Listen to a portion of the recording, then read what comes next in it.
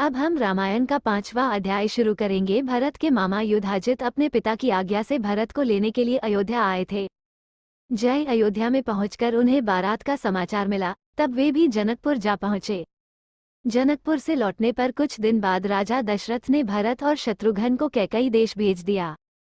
नाना और मामा ने उन्हें बड़े लाड प्यार से रखा। भरत की इच्छा अपने नगर लौटने की होती तो उनके नाना अनुरोध कर उन्हें रोक लेते। इस तरह ननिहाल में रहते भरत और शत्रुघ्न को काफी दिन हो गए। अयोध्या में केवल राम लक्ष्मण रहे। अब राम राजकाज में पिता का हाथ बटाने लगे। राम सदा दूसरों की भलाई की बात सोचते और सदाचार का पालन करते। जैसे वे नम्र और विद्वान थे, वैसे ही शूरवीर और पराक्रमी भी। छोटे बड़े सबसे वे प्रेमापूर्वक मिलते थे। क्रोध में भी किसी से दुर्वचन नहीं बोलते थे। प्रजा उनको बहुत चाहने लगी। राम के कामों से राजा दशरथ भी बड़े प्रसन्न थे। वे अब बूढ़े भी हो चले थे। उन्होंने निश्चय किया राम को युवराज बना दिया जाए। राजा ने मंत्रियों से सलाह की और कैकेयराज और मिथिला नरेश को छोड़कर सब मित्र राजाओं को अयोध्या आने का निमंत्रण भेजा, जिससे उनकी सम्मति भी मिल जाए। निश्चित समय पर सभा भवन में आमंत्रित राजागण आ गए। अयोध्यावासी भी उपस्थित हुए। राजा दशरथ ने सबके सामने राम को युवराज बनाने का प्रस्ताव रखा।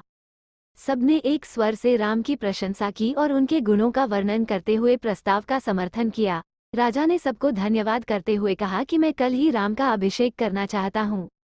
आप लोग उत्सव में सम्मिलित हों। इस घोषणा के बाद उन्होंने सुमंत को भेजकर राम को सभा में बुलवाया। राम के आसन ग्रहण करने पर राजा दशरथ बोले, जनता ने तुम्हें अपना राजा चुना है। सावधानी से तमराज धर्म का पालन करना और इस कुल की मर्यादा की रक्षा करना। सभा चिजित करके राजा दशरथ अपने भवन में चले गए। राम से एकांत में बात करने के लिए उन्होंने राम को फिर से बुलवा लिया। राजा दशरथ राम से बोले, बेटा, अब मैं बूढ़ा हो गया हूँ और राजकाज चलाने में अपने को असमर्थ पाता हूँ। न जाने मेरी आंखें कब बंद हो जाएं। भरत भी इस समय ननिहाल में है।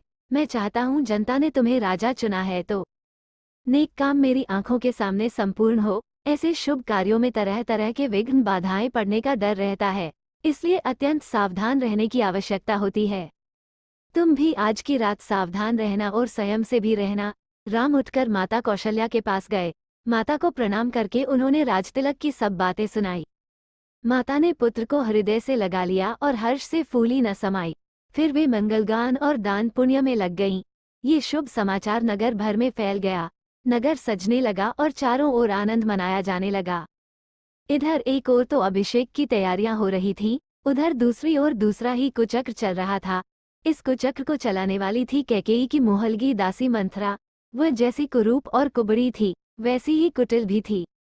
मंथरा को जैसे ही राम के अभिषेक का समाचार मिला, वो तत्काल कैकेयी के महल में पहुंची और बोली, अरे मेरी रानी, तू कैसी बेसमझ है।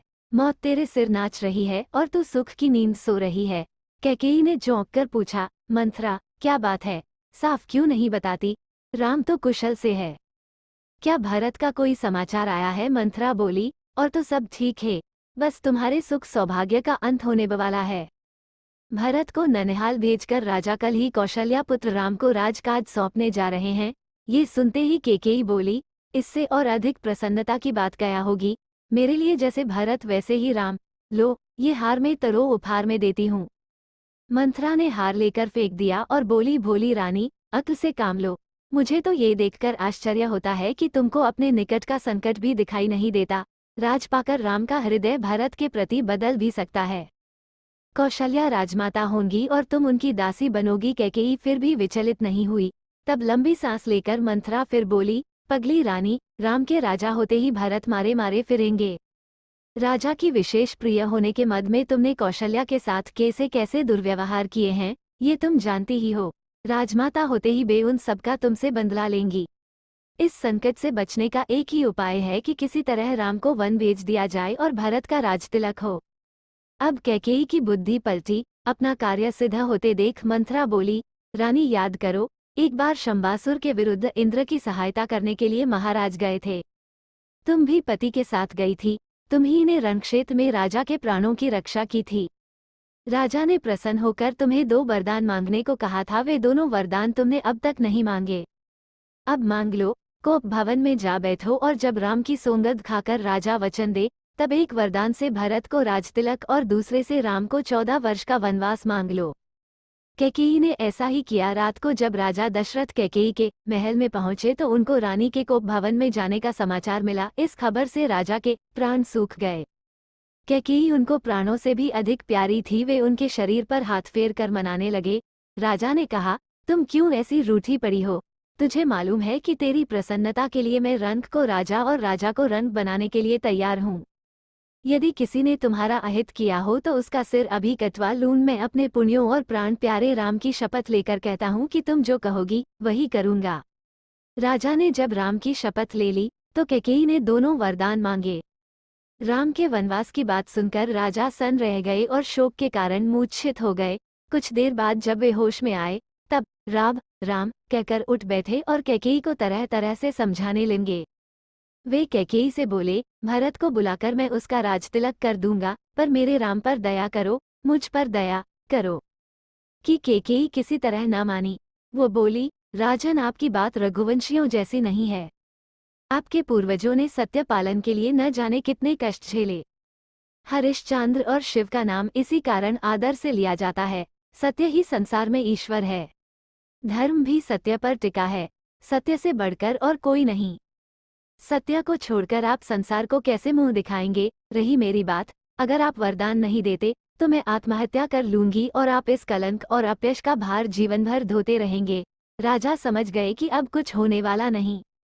राजा रात भर बेसुध से पड़े रहे। सवेरा होने पर सुमंत कैकेयी के महल में समाचार लेने आए। राजा की दशा देखकर वे समझ गए कि कैकेयी ने कोई कुचला की है। सुमंत ने कैकेयी से राजा के दुख का कारण पूछा।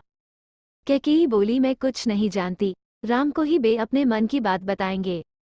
राजा का संकेत पाकर सुमंत राम को बुलाने गए। थोड़ी देर में लक्ष्मण के साथ राम आ गए। राम को देखते ही दशरथ बेसुध हो गए और कुछ बोल न सके। तब कैकेयी ने राम को सब बातें बताईं, अपने वरदान की भी बताईं। पिता का रुख देखकर राम ने दृढ़ता से कहा, पिताजी की प्रतिज्ञा की रक्षा के लिए मैं अभी वन जाता हूँ। भरत को बुलवाकर उनका राजतिलक कर दीजिए। मैं भाई भरत के लिए सब कुछ छोड़ता हूँ। अब राम अपनी माता कौशल्या के पास गए और उनको कैकेयी के भवन की सब बातें बताईं। ये समाचार सुनकर माता कौशल्या बेसुध सी हो गईं और अपने भाग्य को कोसने लगीं। मैं तो निरंतर अपने को घर की दासी मानकर सबकी सेवा करती रही। भरत को भी अपना बेटा ही माना, कैकेयी का भी बुरा नहीं चाहा। फिर मेरे साथ यह अन्याय क्यों? माता कौशल्या का दुख देखकर लक्ष्मण के क्रोध की आग भड़क उठी। श्रीराम ने लक्ष्मण को समझा बुझाकर शांत किया और कहा, मेरे बन जाने की तैयारी करो। अगर महाकाव्य अच्छा लगा हो तो प्लीज़ मेरे चैनल को लाइक कर दीजिए, सब्सक्राइब कर दीजिएगा। धन्यवाद।